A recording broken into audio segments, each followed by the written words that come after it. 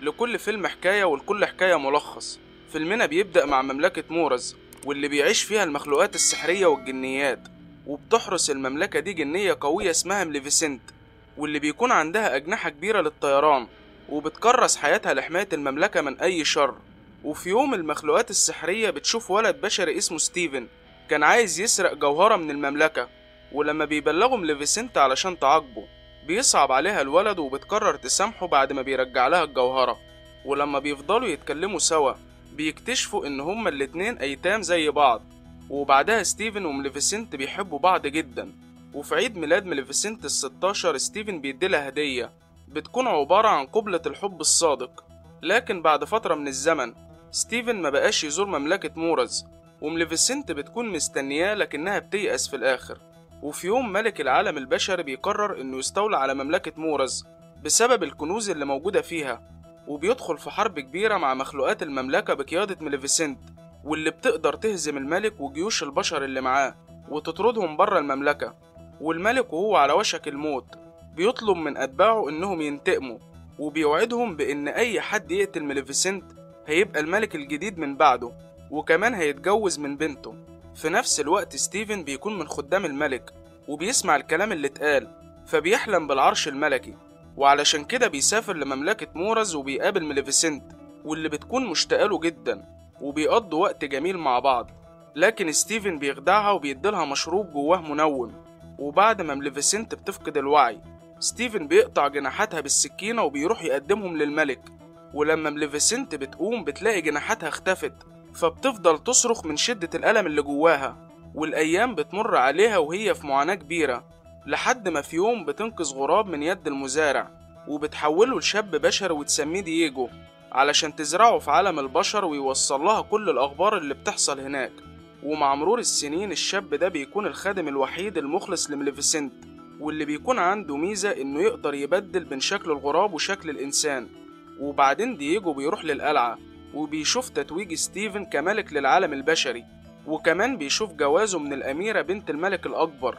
ولما بيروح يبلغ مليفيسنت باللي حصل بتتضايق جدا لما بتعرف إن ستيفن خانها علشان يوصل للعرش، وبتدخل في حالة من الغضب الشديد، وده بيسبب في قلبها الكراهية وبيخليها تعلن عن نفسها إنها هتبقى ملكة شريرة على الغابة بالكامل.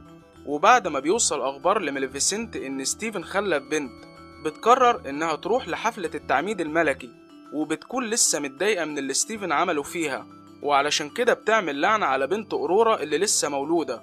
وبتبلغه إن في عيد ميلاد أورورا ال16 هتحط صوابعها على عجل الغزل وهتدخل في نوم عميق مش هتصحى منه للأبد. ولما ستيفن بيترجم لفيسنت إنها تسامحه وما تعملش حاجة ببنته، مليفيسنت بتبلغه إن اللعنة مش هينفع تتلغي لكنها ممكن تتعدل، بإن أورورا هتصحى من النوم الأبدي لو لقيت الحب الصادق. ومليفيسنت عملت كده لأنها عارفة إن مفيش حب صادق في الحياة.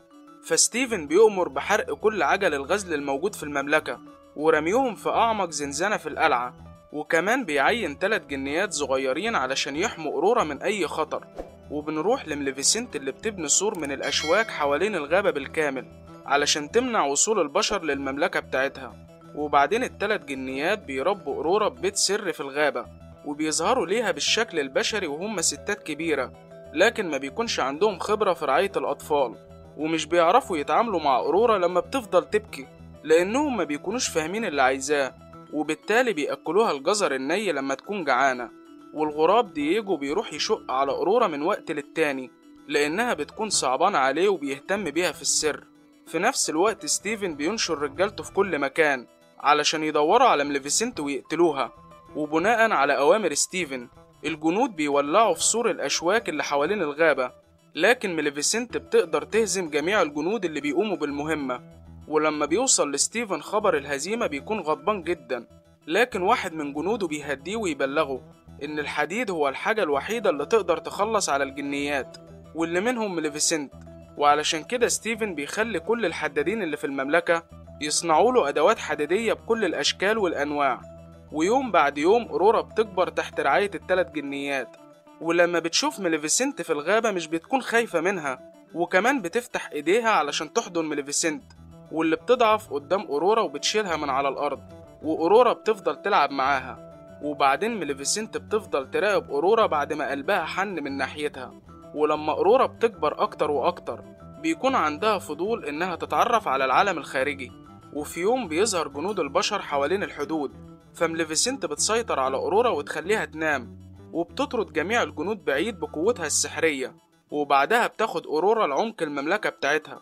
ولما أورورا بتفوق بتندهش من شدة جمال المملكة، وفجأة بتشوف جنية بتتلفت حواليها وهي خايفة.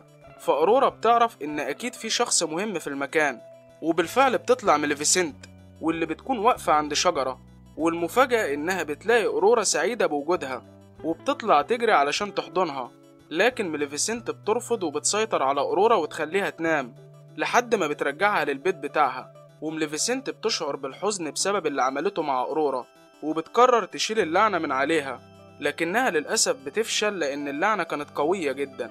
وبعد ما العلاقة بتتطور بين أورورا ومليفيسنت وبتكون شبه الأم وبنتها، مليفيسنت بتقرر تعترف لأورورا باللعنة. لكنها قبل ما تقول أي حاجة بتلاقي أورورا بتبلغها إنها عايزة تعيش معاها في المملكة بتاعتها، فمليفيسنت بتلتزم الصمت علشان ما تزعلهاش. وبعدين أورورا وهي ماشية لوحدها بتلاقي أمير تايه في الغابة وبيحب أورورا من النظرة الأولى. ودييجو بيبلغ مليفيسنت إن حب أورورا والأمير الشاب هو مفتاح لرفع اللعنة، لكن مليفيسنت مش بتكون مؤمنة بوجود الحب الصادق من الأساس. ولما أورورا بترجع لبيتها وتسأل الثلاث جنيات عن أصلها بيبلغوها إن مليفيسنت ألقت عليها لعنة قوية. فأورورا بتتصدم وتروح لمليفيسنت وهي حزينة وبتسألها ليه عملت كده فيا. ولما مليفيسنت بتحاول تقرب منها أورورا بتخاف وتطلع تجري لحد ما تروح لمملكة أبوها ستيفن، واللي بيبقى شرير أكتر من الأول ولسه عنده النية إنه يقتل مليفيسنت. وأورورا بتكون مستغربة من رد فعله البارد تجاه عودتها. وستيفن بيؤمر الجنود بحبس أورورا في الأوضة بتاعتها، والثلاث جنيات بيفضلوا يدوروا عليها علشان يحموها في عيد ميلادها ال16. ومليفيسنت بتكون عارفة إن وقت اللعنة قرب ولازم تنقذ أورورا بأي طريقة، فبتاخد الأمير اللي بيحب أورورا معاها علشان يروحوا لمملكة ستيفن. وفي الوقت ده في صوت بيهمس في ودن أورورا وبيخليها تروح لزنزانة القلعة واللي بيكون فيها عجل الغزل المحروق. وبعد ما أورورا بتحط صباعها على إبرة عجل الغزل بتقع على الأرض وتدخل في النوم الأبدي. ولما مليفيسنت بتكون قربت توصل للقلعة بتعرف إن مفعول اللعنة اشتغل، فبتنهار على الحصان بتاعها وهي قلبها مكسور. وعلى الرغم من إن محاولاتها لإنقاذ أورورا فشلت، مليفيسنت بتقرر إنها تسمح للأمير إنه يجرب قبلة الحب الصادق. ولما بيدخلوا القلعة بيلاقوا الحديد محوط المكان كله، لكن مليفيسنت مش بيهمها وبتعدي منه بحذر شديد.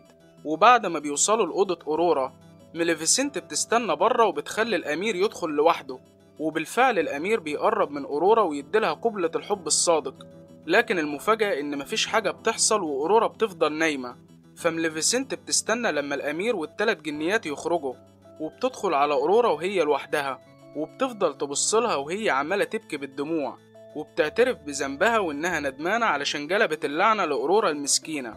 وأخيرا مليفيسنت بتقبل أورورا على دماغها، لكن المفاجأة إنه هي ماشية بتحصل معجزة، وأورورا بتفتح عينيها وتنادم على مليفيسنت اللي بتكون مندهشة جدا. وده حصل لأن حب مليفيسنت لأورورا كان صادق، وعلشان كده اللعنة اتشالت. وكمان أورورا بتسامح مليفيسنت من كل قلبها. وبعدين هما الاتنين بيتحدوا علشان يمشوا من القصر سوا، لكن وهم خارجين جنود ستيفن بيحاصروا مليفيسنت بشبكة حديدية. ولما أورورا بتحاول تساعدها جنود ستيفن بيمنعوها بالقوة، ومليفيسنت بتحول خادمها دييجو لتنين ضخم وبيرفع الشبكة الحديدية من عليها. لكن جنود ستيفن بيحاوطوا مليفيسنت بدروع حديدية من كل اتجاه وبيأيدوا دييجو التنين بالسلاسل. وبعدها بيجي ستيفن وهو مسلح بحديد بالكامل. في نفس الوقت أورورا وهي محبوسة في الأوضة بتكتشف بالصدفة جزء أجنحة محفوظين داخل صندوق، وفجأة جزء الأجنحة دول بيفضلوا يتحركوا وكأنهم بيدوروا على صاحبهم. ولما أورورا بتسمع صراخ مليفيسنت بتشك إن الأجنحة دي تخصها، فبترمي الصندوق على الأرض علشان تكسره وتخرج الأجنحة. وستيفن لسه هيخلص على مليفيسنت، الأجنحة بترجع تتربط في جسمها وبتسترجع قوتها بالكامل وبتطير بسرعة علشان تحرر خادمها دييجو. وبالفعل بيتحدوا مع بعض وبيخلصوا على الجنود واحد ورا التاني، لكن ستيفن ما بيكونش عايز يتخلى عن فرصته في قتل مليفيسنت.